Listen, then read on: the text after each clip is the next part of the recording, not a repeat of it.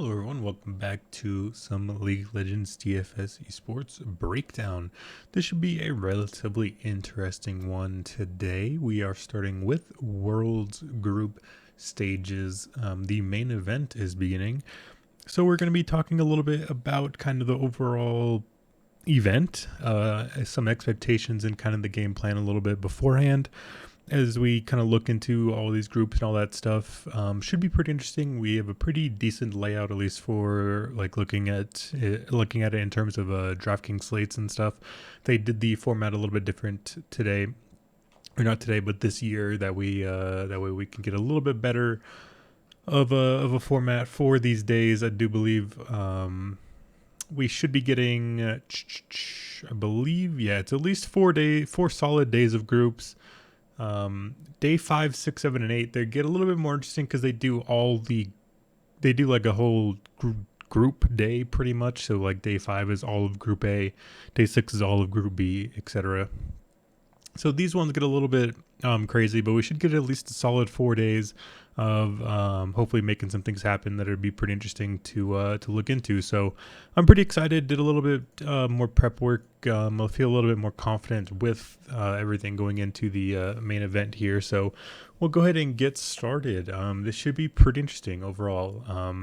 I did kind of grab all the stats and stuff. These player numbers, or the player numbers, look extremely scuffed, but it's good enough for what we're looking for. It's all in one spot. That's kind of all I cared about. So kind of quick off the board glance for DFS purposes, at least, we can look at the numbers for what teams were expected to play with a little bit of pace. So off the bat, it does look like Gigabyte Marines GAM there in Group B. Their numbers are absolutely insane. They are over a combined kill per minute. Game time is pretty low, obviously, because I think they did kind of stomp their region, but we're still looking at nearly like a 30 kill total, at least like from their end, from their last split. So that's pretty interesting. Obviously, we have a few other outliers, like we have JDG at 27.9, G2 at 27.7, RNG at 27.7 as well. Then a few middling-ish teams like around that 24-25 mark, like TES, DRX, EG are kind of sliding up there a little bit. I think that's about it. EDG, Fnatic, maybe C9, but we do have a lot of lower end teams as well, so that's something to keep in mind. We do have a few kind of slow paced games going forward, but nonetheless, we kind of have an idea of what we're looking for here in mind, and we can go ahead and get kind of look into the teams a little bit. So I've created my tier list already here. I don't think there's really too much of or many hot takes here. The kind of only big stand I guess I'm kind of making is I'm just kind of very low on NA as a whole. I don't think that'll be necessarily a hot take. I don't think people are really expecting much. I think they're kind of widely regarded as that 4th best region. It is LPL, LCK, LEC, then the LCS. I don't think that's too much of a hot take here. My hot take is I actually do kind of believe a little bit more in Europe in the LEC as opposed to maybe the LCK. I do think overall the LCK is a little bit of a better region. Obviously, I don't think that's kind of overall, but I think kind of with looking at form and stuff coming in, granted, I will admit the only 2 leagues I watch kind of religiously, or at least fully, are the LPL and the in the LCK. I don't watch the the LCS and the LEC as much. I will admit I kind of watch them a little bit through playoffs and like some highlights and stuff. I don't watch a ton of these regions. So in terms of what my full confident analysis is, I think it comes down to the LPL and the LCK, the LEC, obviously, and the LCS. I don't have tons of confidence in, but I'm not completely clueless here, and at least not as bad as it was for the play-ins. Obviously, we did make a few videos on that. We completely whiffed off the board. We went 0 for 6 in the play-ins, at least for videos and stuff. And it was just a complete nightmare. We just completely whipped all over the play-ins, taking our stands, going with teams like the Chiefs nonstop. Just really, really came back to bite us. But, we move forward and we're pretty interested in this one. So we'll go ahead and we'll kind of look into this. Obviously, I didn't really put these in that much of like an order, I guess, maybe of what you're thinking. I don't necessarily think Gen G is the best. I kind of threw all the teams into a bucket, and it doesn't really matter where they are. I think maybe if I were to rearrange these a little bit more, I'd probably have Top Esports probably towards the bottom here. I think I kind of want to have RNG here. I actually have RNG as my winners of the tournament. They just looked kind of interesting in play-ins. I don't know. It's kind of, I don't want to put too much stock into it, but they looked pretty off in play-ins, so I'm not entirely sure. I think something like this is maybe a little bit more fair. I think you could definitely make an argument to have like EDG and Top Esports maybe go down a tier, maybe, but that seems a little bit of a stretch. I don't know. It just feels a little odd that I have all 4 LPL teams up in the S tier, but at the end of the day, I feel like it's kind of fair. They all look like they could definitely win the event. They all have their moments. I definitely don't think you could definitely argue EDG's maybe not quite there, but I mean they won it last year, and it's not like they were necessarily the favorites going in. I don't remember actually, but nonetheless, I have a few stands here that I think are pretty interesting. So I think Fnatic actually looked really, really impressive in group stages, and I'm actually pretty excited for them. Their group is extremely lethal. That is the negative side here. Obviously, the Group A is the C9 Edward Gaming, or C9 EDG Fnatic T1. Pretty tough group, but overall, I actually have them coming out of this group in second place. I do think T1 are extremely overrated. That's a spot we're going to be kind of looking into a little bit here. When we get into the games overall. But I actually like Fnatic. I think they impressed me a lot in group stages. I think they're going to get a little bit more cohesion and a little bit even stronger when we do get a little bit more practice from their whole team. Obviously, they didn't have the full roster at the beginning of play-ins, and they kind of scaled into it a little bit. I think they're going to continue to get a little bit better as they get their whole roster here. It looks like they're coming fully online, and I have a little bit of big hopes for Fnatic, which is never a good thing. If you guys are have been around the scene for a while, you'll know that believing in Fnatic is like rule number one of for expecting disappointment. So interesting stuff there. Obviously, the kind of overarching theme here is I'm pretty low in the LCK still. I know that it came down to I was fading LCK during the play-ins with having DRX relatively low. They ended up going 5-0, so it wasn't ideal from that standpoint. But nonetheless, I was just overall not impressed with the play in the region, kind of the whole split. You guys will know that I've not been very high on a lot of these teams. We saw a lot of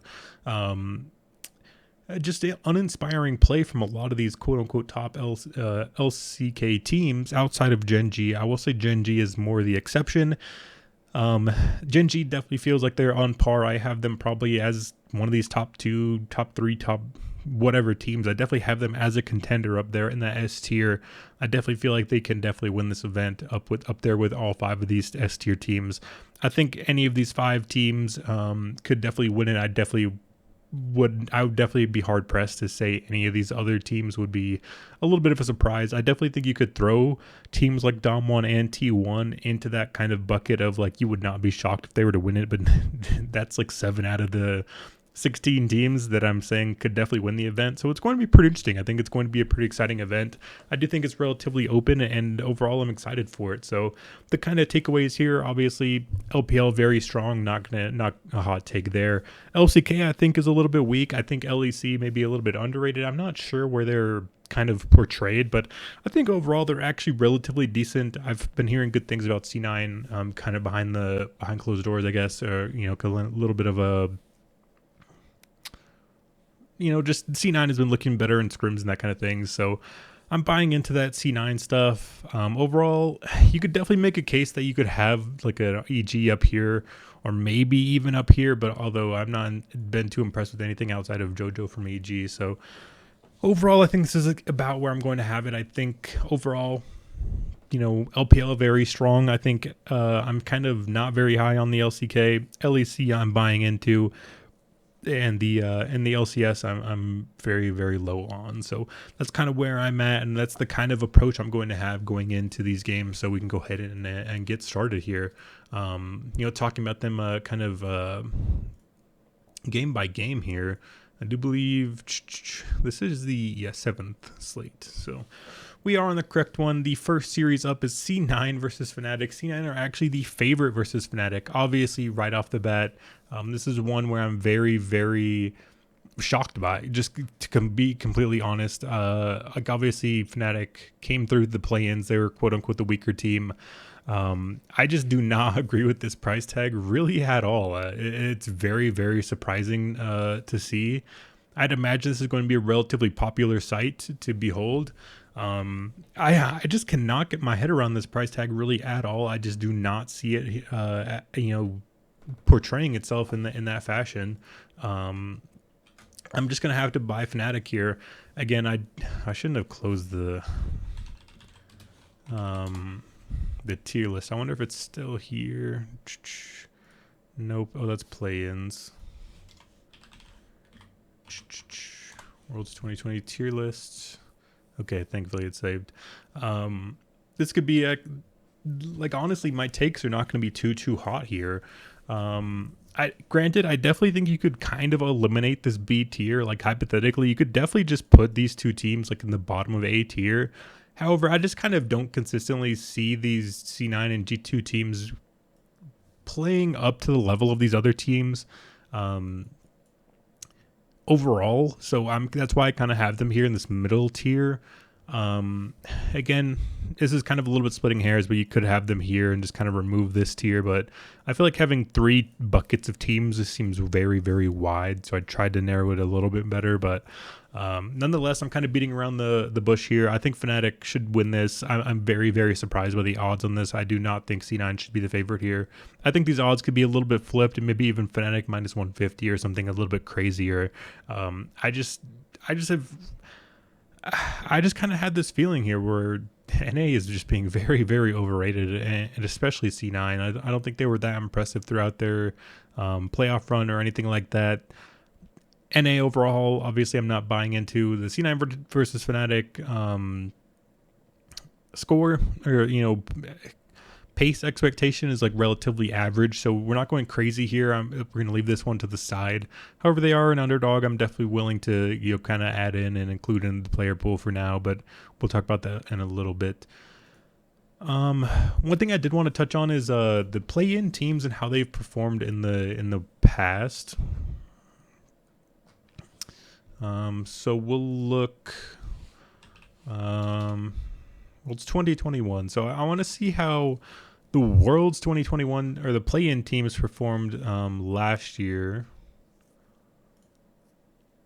So for the teams that we had coming out of play-ins, we obviously had LNG, Hanwha, then we had DFM C9, it looks like. Yeah, so we had C9, Hanwha, DFM, LNG. So we're gonna look and see if these like play-in participant teams ended up performing decently. I think having that kind of experience of getting on the stage, that kind of thing, I feel like it may matter a little bit. So I want to take a look and see if it actually does have any credence. So we could see last year it actually did end up kind of coming through. C9, despite their 2-4 record, ended up breaking through the group stage there. DFM 0-6, Hanwha 4-2, actually relatively decent. LNG, then they ended up kind of coming through in this tiebreaker fiesta here in Group D. Ended up losing that tiebreaker, but overall they ended up playing pretty well. So overall, I think the play-in teams actually ended up performing pretty well. And I feel like overall that's what it felt like was happening last year. So that's something to keep in mind. But granted, both of these, that's what I'm kind of pointing out here is we haven't seen C9 on the stage. We've seen Fnatic kind of get accustomed to playing here, that kind of thing. So I just feel like overall, adding all these factors in, I just feel like Fnatic should be much bigger or should be a big-ish favorite. I just don't see this price tag really at all. It seems extremely mispriced. The only thing that's stopping me from like shouting it from the rooftops of like, you should go bet this, that kind of thing, is that it's a best of one. Very, very random. These things are very, very unreliable. And there is a good bit of unknown there. The fact that C9 hasn't been playing, I do like them a decent bit. I'm not Xing them out in a lot of these situations, but this spot seems very, very odd to me, so I'm going Fnatic and probably a good bit as well. The next one up is G2 versus Dom1, a relatively interesting one. Obviously, we see G2's numbers very high, Dom1's very, I don't want to say very low, but relatively low. Overall, I have these teams kind of priced out, or not priced out, but relatively close in the odds, or not in the odds, but kind of where they stand in terms of where I think their power level is. Dom1 minus 225. That seems a bit pricey to me. I'm not going to quite go to the other side of that tower there and say maybe we're going to look at the G2 side. I'm personally not going to get there. This is going to be kind of a stay away from me. This price is pretty odd here. Obviously, we know, I feel like these teams play each other pretty close. These teams have a history of playing each other at Worlds a lot for some reason. Wait. Yeah, okay. I don't know why I got confused with the pools here. I thought these were groups for a second. I was confused, but yeah, they're in the same group. Dom1, G2. They play each other at Worlds. I feel like it's always close. That just seems like a pretty pricey tag. However, I still kind of just lean towards the Dom1 side. I'm not going too crazy off the bat there. Yeah, that seems like a weird spot to me. The next one up is the Flying Oyster versus 100 Thieves. Again, this is one that's pretty interesting. I have both of these teams down in that bottom tier.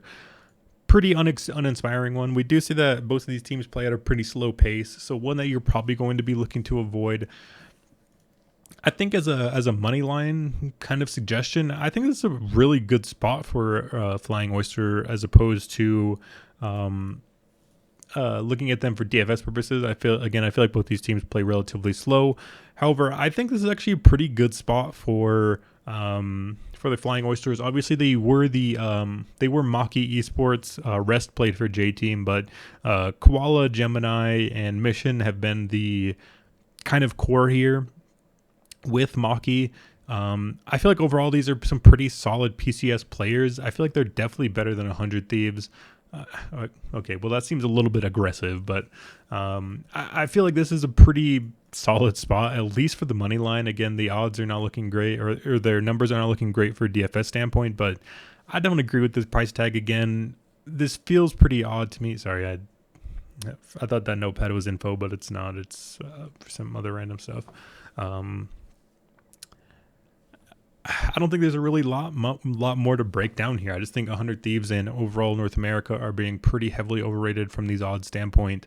I just don't agree with it. I think their play is very low, and I think Maki, have been looking pretty decent. So, sorry about that. I'm trying to grab some water as we continue on here. The fourth matchup here is JDG versus EG. This one's pretty weird. I do feel like typically we do see the LPL kind of waver occasionally. In these group stages, they can definitely drop some games. I do think EDG kind of have that. I'm trying to think of how to word it. They do have that upset potential in a way. I do think they do have kind of that pop off potential, I guess is probably the way to put it. Especially through like Razork and Jojo.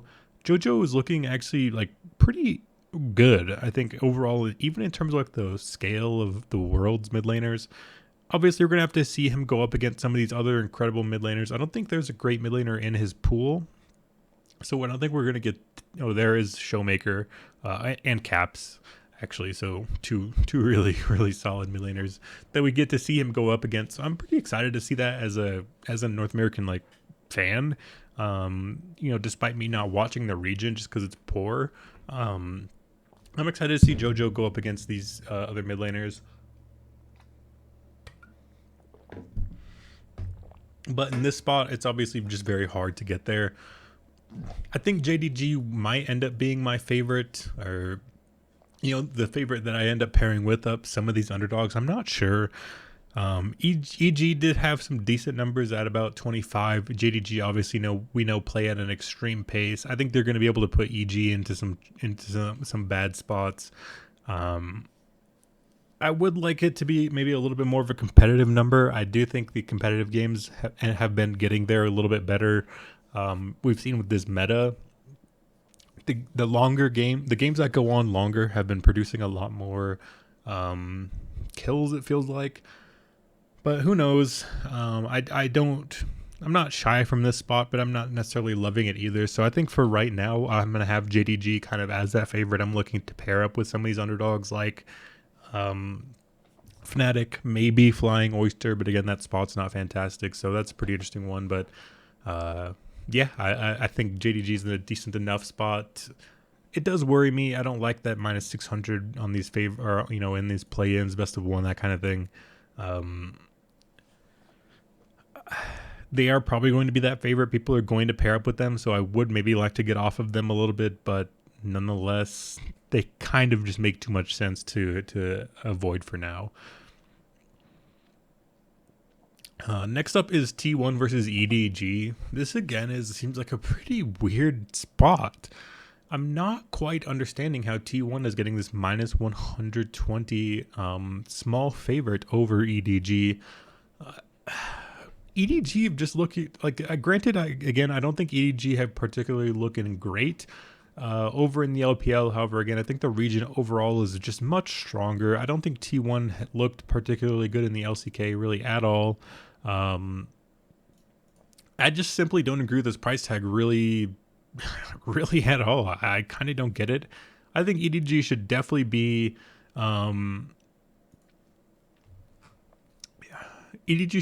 like a relatively decently sized favorite here. I kind of have this as similar to how I would price that first C9 versus Fnatic game. I think EDG should be like a minus 150 favorite or so, just like how I think Fnatic should be. I just kind of don't agree with this price tag. It's really confusing to me. If we were to look at the DFS kind of expectancy here, we're looking at like about a 24 kill total, so pretty low. Obviously, I do think it would be a little bit higher. I don't think they have kill totals on here. Oh, they do, 25.5. I mean, the numbers say another thing, but I'm kind of splitting hairs there. I just kind of don't see it. I think this could be a relatively interesting game. I'm definitely interested to watch it because it's going to tell us a lot about the regions, I think. Because I think T1 is pretty weak. I think EDG is pretty strong. I'm just going to have to go with the EDG side here.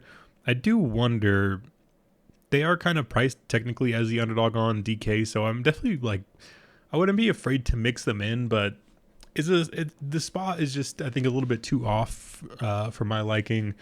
I think these teams both play relatively slow. I'm not sure. This could actually be a pretty good spot when I just talked about. I think maybe if the games are a little bit closer, that could be a little bit better. I do think EDG could also exploit T1's bottom lane. Gumayushi and Keria played pretty weak during all of LCK summer. Obviously, I think EDG's bottom lane played pretty well. Obviously, Viper, I think, was one of the best players in the entire world. So that's something to look into as well. Top lane definitely does concern me. I think Fondre is a pretty weak link on this team overall, and obviously I think Zeus is one of the best top laners and overall players in the world, so they definitely could play through that avenue. It's going to be pretty interesting. I think it's going to be a pretty interesting kind of balancing beam duel, I guess you could say. T1's top lane is going to be trying to outperform EDG's bottom lane on the other side, so it's going to be pretty interesting. I'm definitely excited to watch this matchup. However, again, I just can't wrap my head around this price tag here.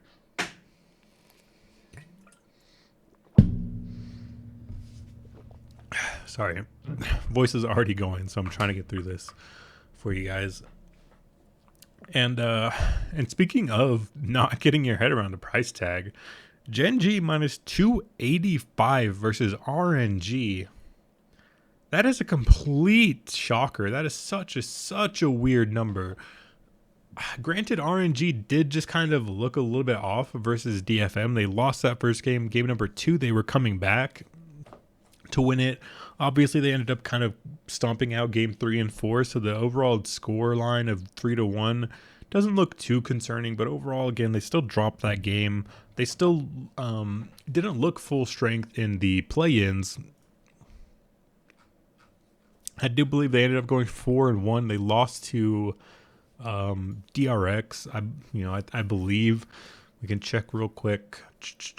Yeah, they went 4-1, and I do believe they ended up losing that game to DRX. So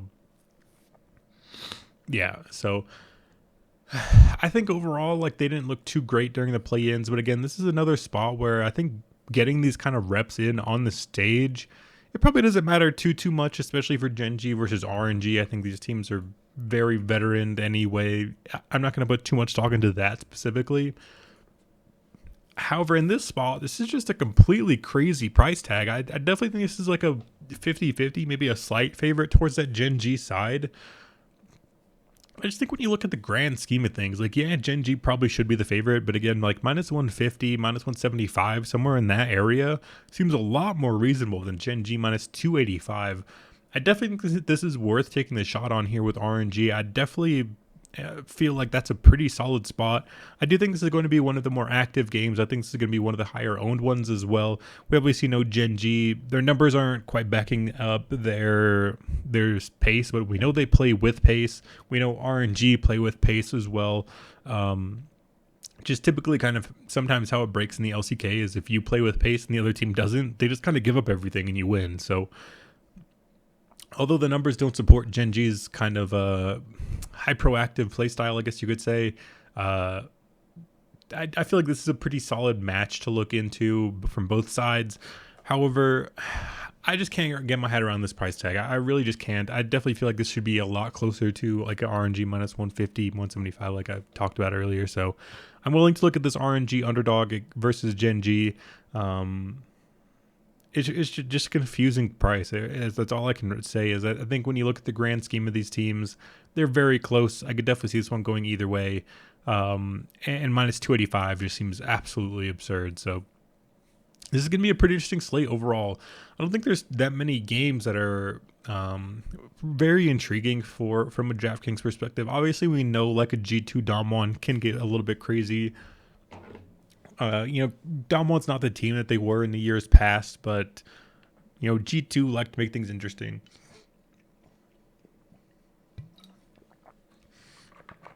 C9 Fnatic didn't play with a ton of pace, and we know NA like to play a little bit slower, so I'm not sure on that one. Same with JDG, EG, but JDG's pace is just absurd, and I feel like EG are definitely prone to some mistakes there. So I do like JDG pairing up with some of these underdogs. Flying Oyster 100 Thieves, that one again is pretty interesting, just because I feel like the odds are weird on that one. I don't agree with 100 Thieves being that much of a favorite. So I definitely would be willing to price in some of these underdogs. At the end of the day, I think I'm willing to look into a lot more of these spots that are close, but just because I feel like that's what we saw from play-ins. I feel like we saw some play-in totals get a little bit out of hand in this meta. Like, let's see, day 4 maybe. So this one was a little bit one-sided, but I feel like we saw some crazy like back and forth games where these totals could get crazy.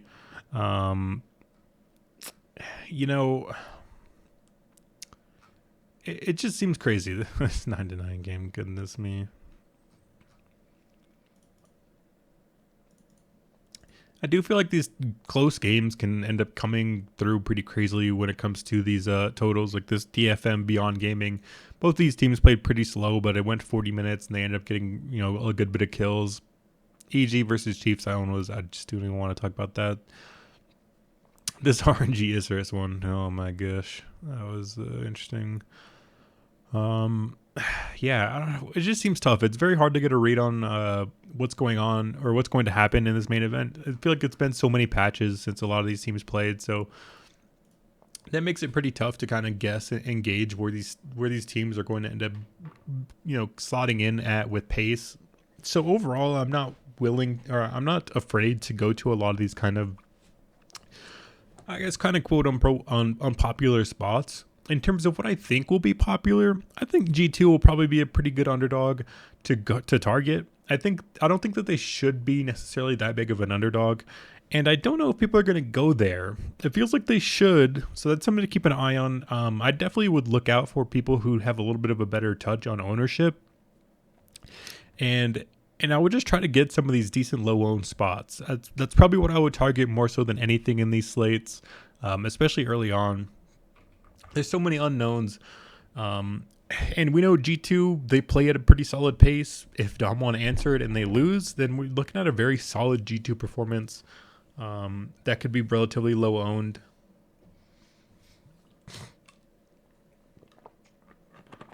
I have a feeling RNG as a decent underdog will be pretty highly owned as well. It's very, very rare you get RNG as that big of an underdog. So if you wanted to build a fully contrarian lineup of going with like a Gen G G2 stack, I think that's an insanely I think that's a very, very strong build. You get access to both of the games that I think are going to be higher paced, and you get them both from a contrarian side. I don't think people are going to go with Dom1. I don't know, but I think people are going to go with RNG. I think they're going to go with JDG. They're going to try to attack these higher paced teams, but not necessarily look at the game overall as opposed.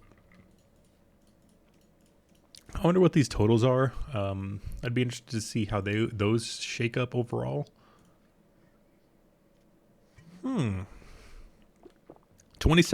Cloud9 Fnatic. That seems very, very too high. 25.5 versus G2 Dom1. That seems about fair, but I could definitely see that over coming in. 25.5 for 100 Thieves Oysters. That one seems fair. That one looks pretty slow. 27.5 JDG EDG. That's pretty interesting. Gen G RNG 26.5. JDG EDG T1 25. Most of these seem pretty fair. I could see this G2 Dom1 game getting crazier than 25.5. But again, at minus 115 odds, I'm not going to suggest you could bet these because the juice on this is just absurd. If you could find better numbers, if you have the ability to price shop and try to find a better number than minus 115, I think this Cloud9 Fnatic under seems pretty strong. I don't think either these teams play with too much pace, but that number just seems a little high to me. G2 Dom1, this number seems a little low to me. Oyster 100 Thieves, that seems fine. JDG EDG, this number seems a little high because it could be one-sided, but you kind of never know. T1 EDG, this one seems a little interesting just because I do think these teams could kind of go back and forth, and neither of them I think are really that scared, I guess. So I definitely do like going to this EDG side. I don't want to suggest the over here really, but I could definitely see this one coming through. And Gen G RNG, this one seems about fair. I'm not really sure what to make of this one. This one seems a lot more in line with like T1 EDG, where we have two elite teams going at it. I don't know if either of them really are going to back up from the other, so I'm not sure, but I don't know. That's pretty interesting, these totals. So I don't know. There's a lot of avenues you could go. I think in terms of what I'm looking at, I'm kind of talking myself into G2 versus Dom1. I really do not rate G2 very highly at all. I think this team is pretty overrated, especially from a name standpoint. But when you look at, I think what should be low ownership on them in a spot where we know that they have potential, they play at a good pace. I think this could be a decent spot for them, but that's kind of a to be determined area. I'll try to tweet out an update on this and see and try to get a gauge on ownerships, and then I'll try to maybe give an update tweet on this. So tentatively for now, I'm liking Fnatic side. I'm not going to really. I'll go G2 side just for like a DFS purpose, but I'm not loving really either side of that one, especially betting wise or anything.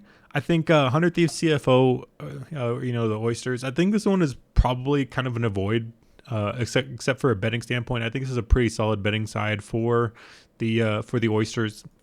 JDG 100 Thieves, I'm going with JDG for more DFS side, but I think they're going to be pretty heavily owned, so I'm willing to kind of avoid them in my lineups. However, I think for cash or like single entry or from like safer stuff, I definitely think you can get away with going with GDG or JDG. Again, I just think they're going to be probably the most popular team. They're gigantic favorites. They play at an absurd pace. I think it could be one where it's a pretty good spot to leave off GDG from your lineups and attack it in a different way. T1 EDG, again, this is definitely one where I'm willing to look into a little bit. I think both of these last two matchups are pretty interesting from both sides. Again, I think my personal game plan, you guys can feel free to follow it, obviously, is I think these close games, or games that I perceive to be close, are the ones that I'd like to target kind of more so, just because it feels like they get back and forth. They go a little bit longer. They trade some kills at some fights. They move on, fight again.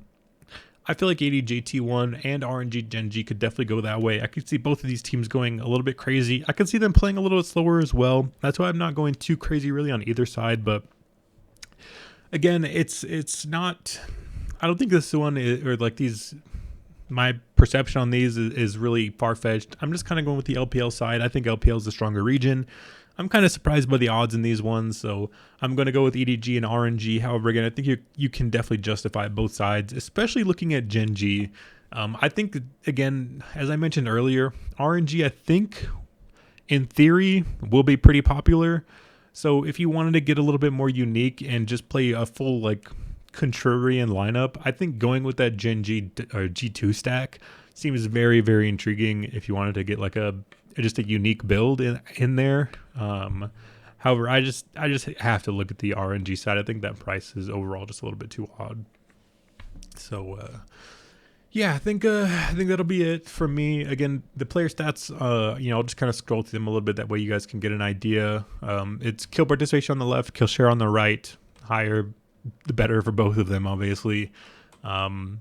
I don't really want to talk about the players too much. My voice is just fully gone by now, so hopefully you guys can understand. But you guys can, build out a lineup however you want.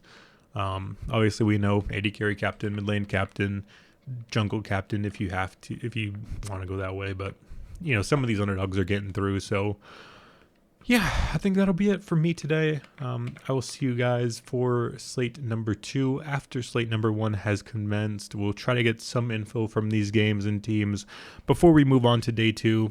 Introduce a few new teams like Top Esports, Rogue, for example, coming into the fray. So should be pretty interesting. I will see you guys for day number 2 after day number 1. So thank you guys for tuning in. If you made it this far, I appreciate everyone tuning in and let me know they appreciate the videos and all that stuff. I appreciate you guys as well.